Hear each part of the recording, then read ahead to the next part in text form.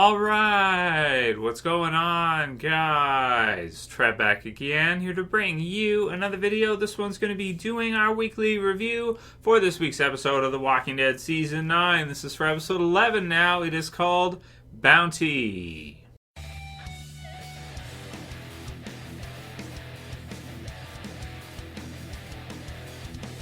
And possible spoiler warning if you guys have not seen this episode yet for The Walking Dead Season 9. Alright, man, so another week, another episode for The Walking Dead Season 9. We have 5 episodes left after this one. This is our third of the second half. Episode 11, Bounty. So, I mean, it was an okay episode. You know, it was a decent episode. We had different things happening, of course, with basically two core kind of storylines running concurrently and a flashback. We have basically the Whisper face-off, which is happening at the Hilltop between Daryl and Alpha, and then we have the Kingdom stuff that's going on where they're just basically trying to find some fun stuff for the fair and a projector light so that they can play a movie or movies at the fair. And between the both of them, I heavily enjoyed the stuff at the Hilltop with Alpha and Daryl and the Whispers. More so than I did the stuff with the Kingdom. The Kingdom stuff was okay. It was basically, like I said, them going to this old movie theater to get the projector light and to get some stuff they needed for that, which makes sense. They don't really have a whole lot else to do. They've basically been living a peaceful life, it seems, for quite a few years now. So they take some risks, they take some chances to go out and get this stuff they need to play the movies, and they're able to come back with the bulb. And there's some different fun scenes where you see them, killing a bunch of walkers. And some good stuff between Carol and Ezekiel and Jerry as well too. And Jerry's always fun, and so is Ezekiel and Carol too. And basically we see that go through it, and some good usage of the music and some of the scenes here where they're having some fun, killing some walkers, killing some zombies. But all in all, I mean, to take away from it, the question of Henry being safe was kind of cool there near the end. But aside from that, there's kind of this symbol on the back of a sign when they're kind of coming back, and I'm not sure exactly what that's alluding to or what that's referring to.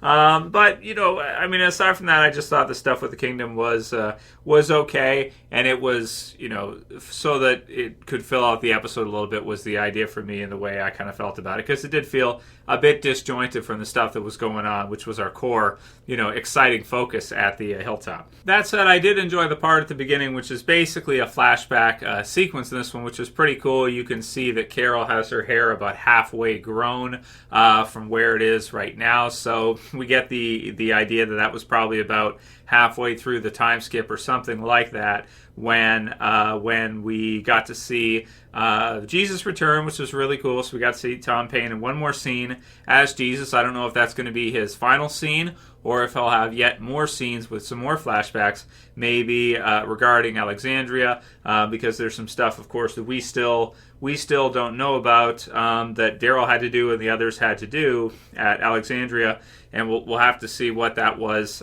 regarding, because we don't know yet 100% what the details of that are and what exactly happened there. But I like the flashback sequence. You get to find out that Nabila was pregnant, and now, of course, after that skip, Jerry has some kids, and you can see them there. The future begins, right? I like I like some of their one-liners and just the way they it's a proclamation, right? The way that it's the culture of the Kingdom. It's fun stuff, and I always enjoy to see them, and how optimistic they tend to be a lot of the time. So it's always fun.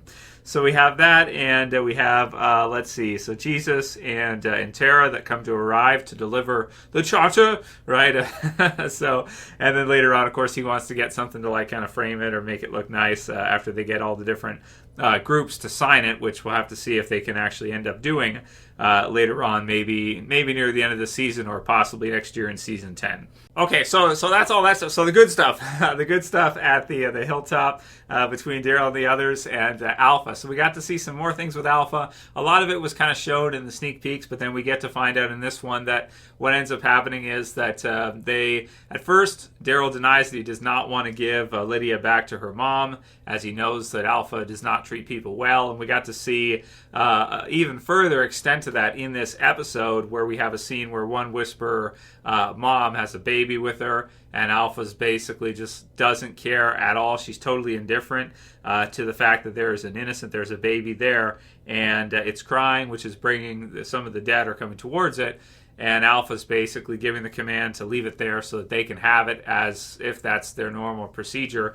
or their normal protocol, to just let it go, right? To let if she can't silence it, then the dead will. So very brutal to get to see a little bit more about the Whisperers and how harsh they are. The scene where Lydia comes out and basically, Alpha, she doesn't address her as Alpha, smacks her, right, as not addressing her as the leader or whatever. So again, basically right in front of everybody. And Daryl and the others knew that they were delivering her back to that when they decided to make that decision to make the trade. But as Alpha pointed out too, it is a good trade. You're trading 2 for 1, so you're giving up her daughter back to her, who's a Whisperer anyway, for 2 of theirs, so they get Alden and Luke back, which of course the people at the Hilltop that like them, and Magnus Group as well, care for them, so they want to, they're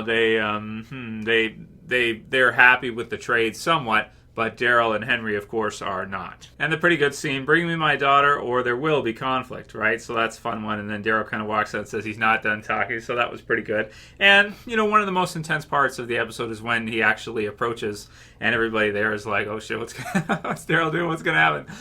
So that was pretty exciting, and that was pretty fun stuff, and I like that. But the most exciting had to be when Luke was signing to Connie that there was a baby over there, and we got to actually see things from her perspective, which I thought was actually awesome. Probably the best scene in the episode, or I personally thought it was the best part of the whole episode, is kind of a very old school, horror-esque Children of the Corn kind of feel, which has been done in many horror movies, never really been done in The Walking Dead, as she, of course, she's deaf, or she can't hear, so she runs through and rescues the baby once she finds out what's happening and what's going on, because she can't entirely understand or interpret what exactly is going on. So she goes out and she rescues it, and then she goes for the run with the baby. The baby's crying, but then they go into this first-person kind of perspective for her with us as the audience, and takes us on this kind of a first-person ride, which was really fun because you can't hear the baby crying. You can just hear sort of, they have some kind of breathing sounds, this kind of thing in there.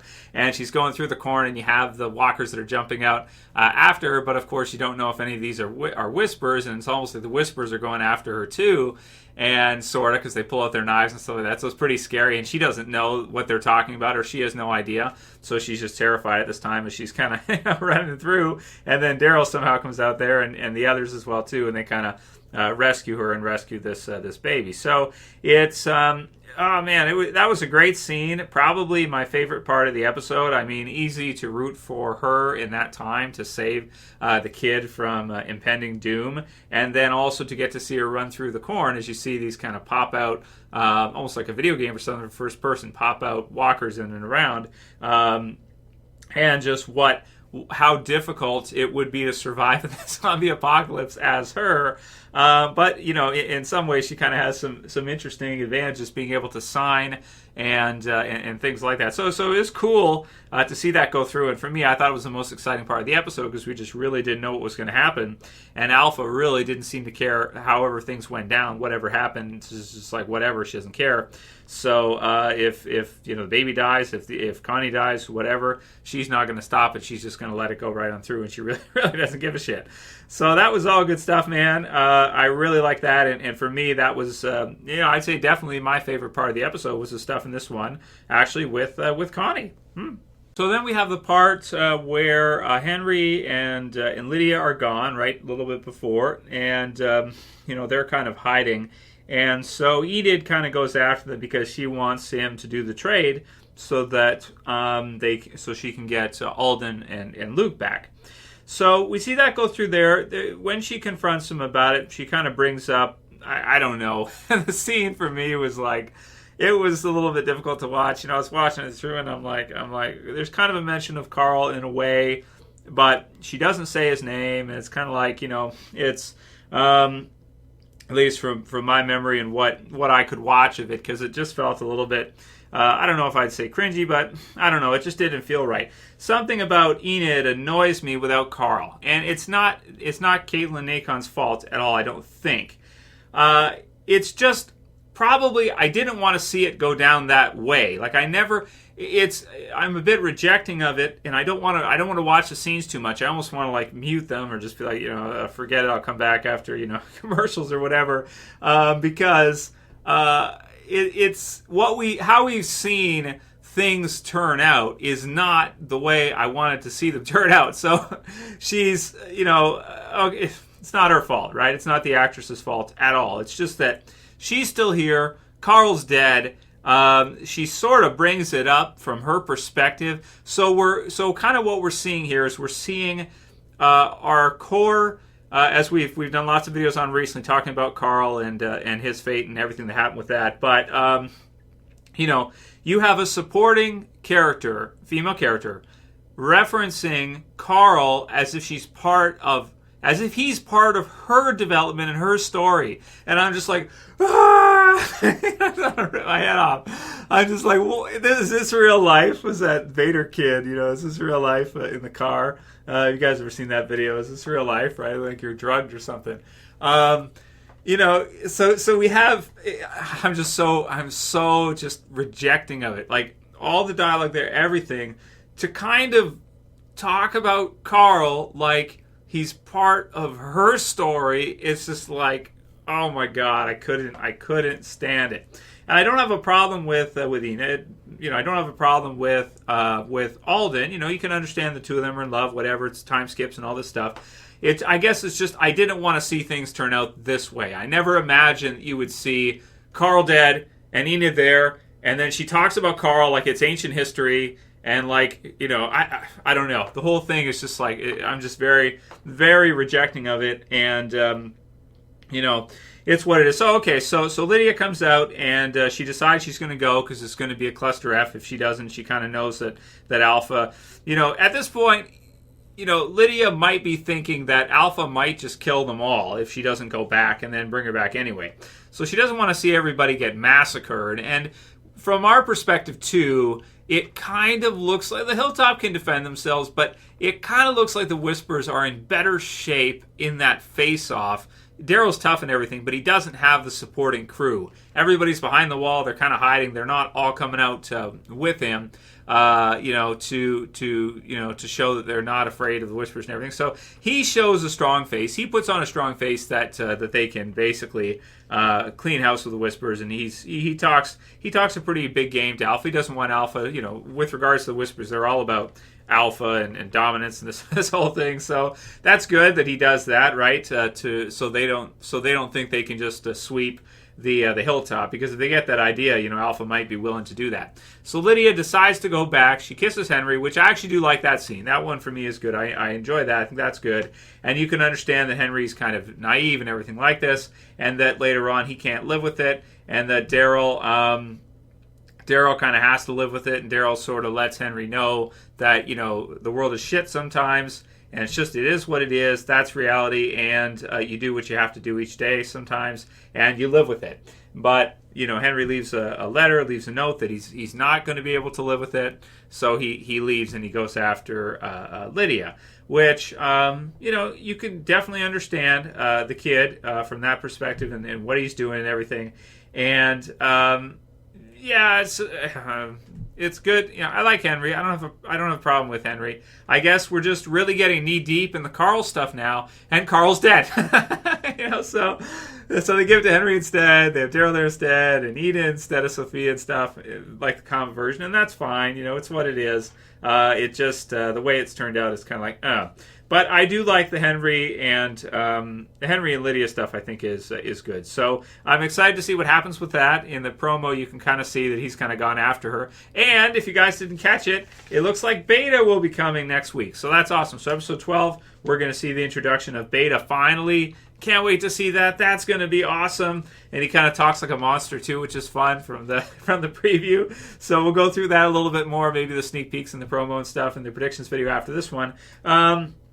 Daryl leaves. Connie wants to leave as well, too, to go after him. And, of course, Daryl is responsible for Henry. So as much as he's responsible for the people of the Hilltop, there's a lot of people there that Daryl really doesn't know. But one of the only people left that Daryl does still know and goes way back with, of course, is Carol. So if Henry is Carol's son, and Carol has left him in the care of Daryl, and now Henry has put himself in harm's way like crazy.